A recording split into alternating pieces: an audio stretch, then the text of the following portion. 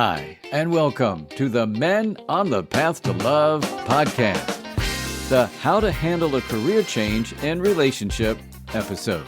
I'm Bill Simpson, your host. I coach men who are done suffering in their relationships, men who want deeper love, real connection, and to finally feel like themselves again. I help them become the best version of themselves and for their current relationship or the one they're ready to find, so they can live the life they love. A career change can cause a considerable amount of stress in relationship. A career change can also be a great opportunity to grow as a couple, an opportunity to create a deeper connection. I'm in the third chapter of my professional life. After over 30 years as a successful radio personality, my passion for personal growth led me to train in holistic health and coaching. That shift became my second career, launching a private practice and eventually working as a mind-body educator and integrative therapy practitioner at a major health clinic in Philadelphia. Now, in my third transition, I've stepped into what feels like my true calling, coaching men on their path to love and healing. Was the tradition from radio to holistic health and coaching hard on my relationship at the time? Absolutely. It came with a major pay cut for me and also a shift in my identity, from morning show celebrity to the holistic health coach guy. And I think that change was tough for my second wife to fully accept. And I struggled between holding on to who I'd been and becoming the man I was meant to be. Ultimately, that inner conflict contributed to the end of the marriage. And the career shift wasn't the only reason, but I think it played a part in it. So you can see what the impact of a career change can have on a relationship. And it's not all bad. I'm going to show you the negative and positive impact a career change can have on a relationship, and I'll show you how to handle it. But first, I'm going to illustrate a little more of how a career change can impact a relationship by sharing John and Chrissy's story. Not their real names. They were married with 2 kids, 8 and 10, and had built a relatively good life that worked for them, for the most part. John had a small contracting business doing basic contracting services for people's homes. He made a decent living, and he was proud to be a good provider. Chrissy worked in marketing for an insurance company, mostly remote, which gave her the flexibility to manage school drop-offs and appointments and whatnot for their 2 kids. And, it wasn't perfect, but they had their routine that worked for them. It was all good. Then Chrissy got some news. A woman she had worked with on a project reached out to Chrissy. Impressed with her organizational skills and drive, she wanted Chrissy to come on as her executive assistant and offered to double her salary. The catch? Well, less flexibility, longer hours, and occasional travel. Chrissy was really excited about it. She finally felt seen for the talented worker that she was. John congratulated her at first, but over time, something started to shift. He kept his feelings to himself, yet Chrissy could feel that something wasn't quite right. When Chrissy had to skip a parent-teacher meeting because of a last-minute work call, John was annoyed, and he made a snarky comment saying, "I guess this is what making the big bucks costs, huh?" Well, things only got worse. John started getting home later from work. He wasn't engaging with Chrissy hardly at all. And at night, John would be scrolling on his phone while Chrissy was still working on her laptop, doing her last-minute work stuff. And there was absolutely no connection between them. Well, things finally came to a head when Chrissy had gotten home late from work after being stuck in traffic for hours. John had ordered takeout, again, and the kids had been on their screens for like 3 hours straight. And when Chrissy got home, she was exhausted, and she was like, "Takeout again?" And John was like, "Hey, you're not here anymore." And then Chrissy fired back, "You mean I'm not under you anymore?" and she went off to the bedroom and shut the door. And a little later in the evening, their 10-year-old daughter knocked on her bedroom door, asking, "Are you and Daddy getting a divorce?"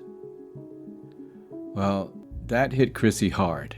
And when she told John about it, they got real, and they finally decided to open up and talk about it. It was a wake-up call for both of them. And they decided to come to the table without blame, without all the snarkiness and resentment and all that, just being honest with each other. And John, he admitted that he felt like he was losing his place in the family. And he admitted that he wasn't proud of the way he had been acting, but he didn't know how to talk about the way it made him feel. Less than a man, because he was no longer the main provider. And in the overwhelm of their schedules and family responsibilities. And Chrissy said that she had been feeling alone and overwhelmed for a long time. Part of her was feeling guilty for succeeding in her career. She felt torn between her career, her marriage, and motherhood. Between supporting her family and actually being present with them. And I have to say, this is a very common thing with working moms, especially. Well, the bottom line of their conversation was that they realized they needed some help. And John remembered a friend of his who was a client of mine, and he reached out to him to get in touch with me. And Chrissy was open to meeting with me, and they went for it. And frankly, it was a relatively easy fix, because for starters, they were both committed to each other and to working out a solution. We worked on making sure they kept communicating openly on a regular basis. And they decided once a week they would debrief and discuss the previous week and make adjustments if necessary. We worked on pragmatics by dividing up their responsibilities and did it in a way that worked for both of them. They both had to compromise and sacrifice a little bit, and they figured it out. They created shared calendars, and they got back into a fairly consistent routine. I also suggested that they start doing appreciations every night before going to bed to help in getting them reconnected. That they share at least 3 appreciations with each other before they go to sleep. And they said that it really helped them stay connected. And as a matter of fact, on their own, they added giving gratitude texts to each other throughout the day. And I think the most important thing was that they really started to see each other and actually were there to support each other. Rather than John seeing Chrissy's career as a threat to his manhood, he saw it as an opportunity to grow and to support Chrissy's goals and her aspirations, for her and for the good of the family as a whole. And at last, Chrissy felt like she didn't have to play small anymore around John. And John could stop all his pretending, that it didn't bother him. And together, they found a way to move forward. Not going back to how things were, but towards something more honest, authentic, and real. Utilizing the tools they learned to have the resiliency to bounce back from any adversity they may face, all for the long term of the relationship. All right, so now I'm going to break down the positive and negative aspects of a career change in relationship and how you can handle it. I'll start with the positive aspects. For one thing, it can be an opportunity to grow the relationship, like it did with John and Chrissy. What these big transitions can do is cause couples to get clear about their values, their goals, and what their long-term vision is. It's an opportunity to see what truly matters. And research suggests that reframing the career change as a shared challenge rather than this negative thing can lead to strengthened emotional intimacy. Another aspect of a career change is that it can help to build trust, and doing it with a deeper sense of support. When both partners show empathy and support, it builds trust and resiliency. It helps them to realize that together they can get through anything. And there's research that says that couples who see themselves as a team during these transitions have a higher sense of relationship satisfaction over time. And one more positive thing about a career change in relationship is how this new power dynamic can actually encourage growth in the relationship. So say if the partner with the career change takes on a new identity, right? Kind of like I was doing. This shift can show up as skills they didn't know they had. Like with Chrissy, she didn't realize she was all that this executive wanted, right? And it can also build patience, and seeing the process through.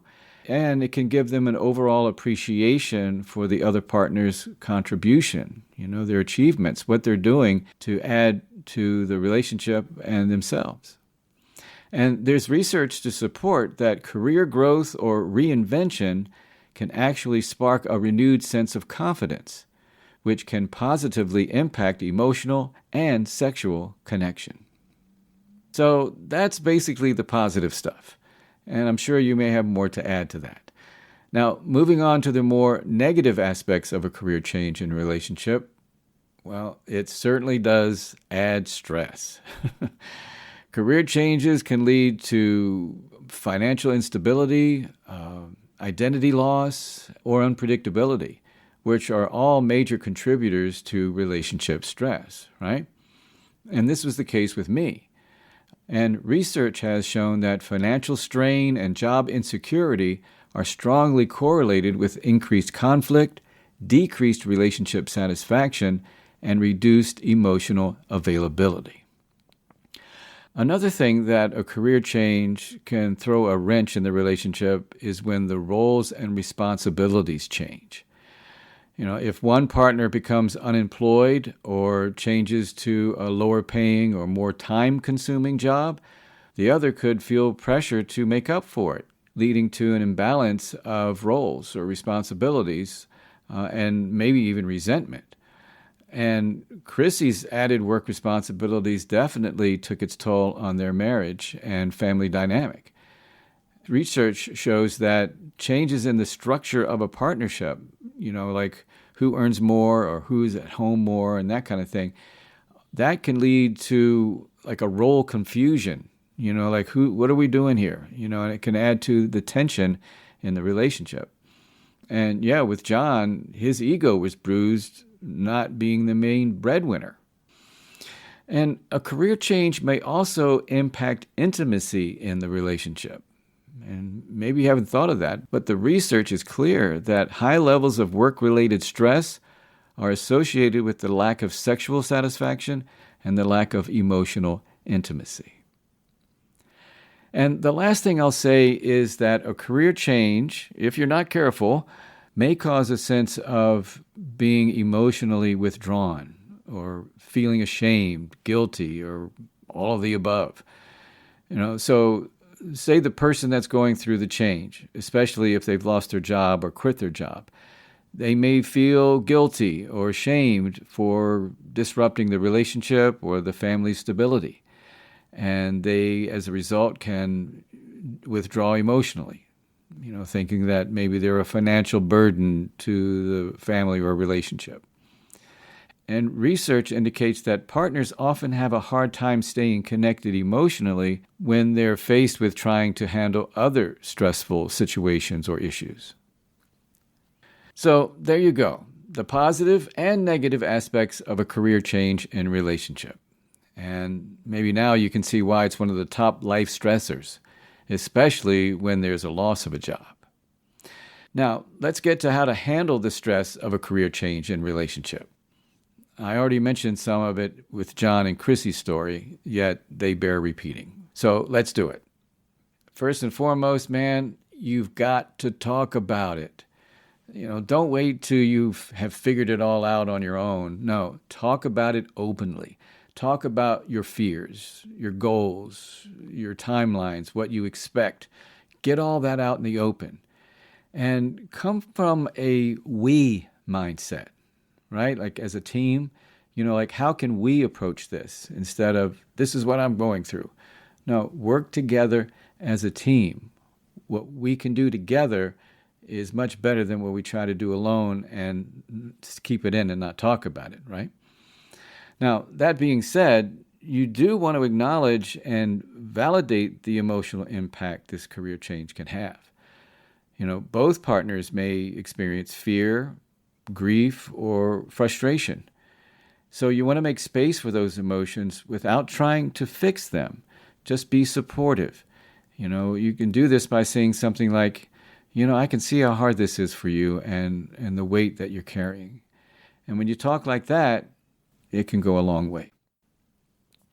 Now, if necessary, you'll want to adapt or adjust the roles, in terms of your household roles and responsibilities. Talk about it and address any of those shifts, whether it's household responsibilities, child care, financial issues. You talk about it and adapt, because if you don't, it could lead to resentment, right? Keeping it in and blaming the other, it doesn't help. It only makes things worse.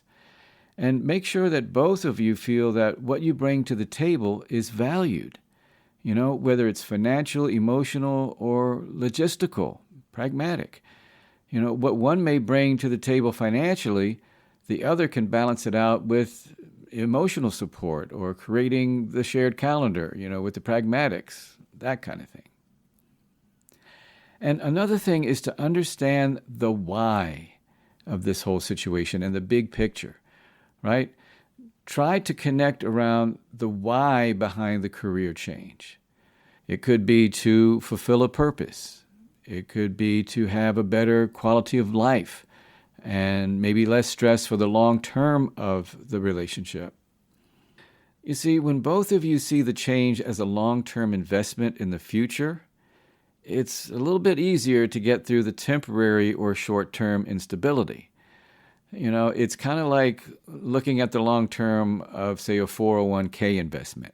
Looking at the long term makes it easier to get through the temporary dips in the stock market. That's what they say, it's the big picture. Look for the long term, not each and every week of what's happening with the stock market. So the same thing can be in your relationship, that you're looking for the long term of the relationship, getting through the short term inconveniences or challenges. And as I mentioned with John and Chrissy, communicate on the regular. Have weekly check-ins. That's what I did with them. And it can be whatever consistent schedule that works for both of you. It's bi-weekly, once a month, but you want to communicate regularly to help you stay connected and make sure you're working together. You want to keep track of how the changes are affecting each other on both the pragmatic and emotional level. And make sure you ask yourselves in your check-ins to what's working and what's not working. What feels hard? And a good thing to say is, what do you need from me this week? Or how can I support you? That shows the teamwork and that you're working together. And when you do this on the regular, it makes life so much easier. Another thing is to make sure that you celebrate the wins, and especially the small ones, because it's so much easier to see the negative side of the transition. You want to focus on the positive as much as you can. Acknowledge each other's progress, no matter how small. Acknowledge the breakthroughs, and by all means, acknowledge when you feel supported by each other. Oh, and add those appreciations in there too, right? And all of this helps to keep the morale up, to stay motivated, and stay connected in the midst of the stress and challenges. And the last thing I'll say is, please, by all means, if you're having a hard time doing this alone, or if it feels overwhelming, get support. I'm telling you, it can make all the difference.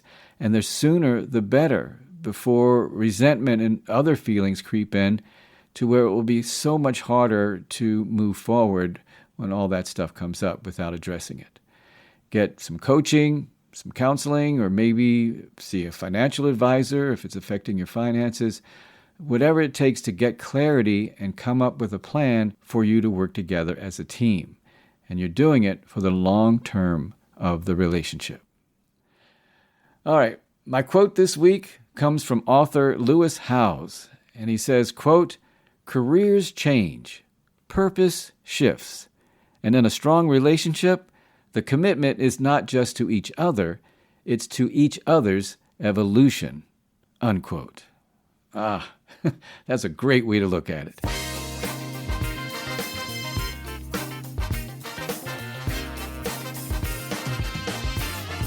And that's a great way to wrap up this episode of the Men on the Path to Love podcast, the How to Handle a Career Change in Relationship episode. I'm Bill Simpson, your host. Thank you for listening.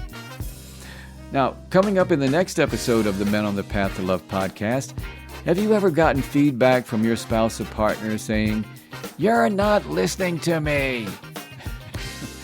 Well, I hear it a lot from both my men and women clients complaining that their spouse or partner never listens to them. And sometimes this repeatedly not listening has led to a breakup or even divorce. If you're getting that kind of feedback or you feel that your partner or spouse doesn't listen, don't fear. I've got you covered on how to do it in the next episode. Please join me for the Power of Active Listening in Relationship episode. I'm telling you, it can be a real game changer in your relationship, and it's so simple to do. So make sure you check it out. And make sure you check out Beyond the Episode each Wednesday at 7 p.m. Eastern U.S. and Canada. It's a live Zoom event where I go deeper into each week's episode. It's a chance for you to ask questions or add to the conversation. You'll find the Zoom link in the show notes. And if you can't make it, be sure to check out the replay of Beyond the Episode on YouTube. You can find that link in the show notes as well. And if you need to reach me for any reason, you can do so in the show notes or at my website, menonthepathtolove.com. That's menonthepathtolove.com. And remember, until next time, keep your heart open and stay on the path to love.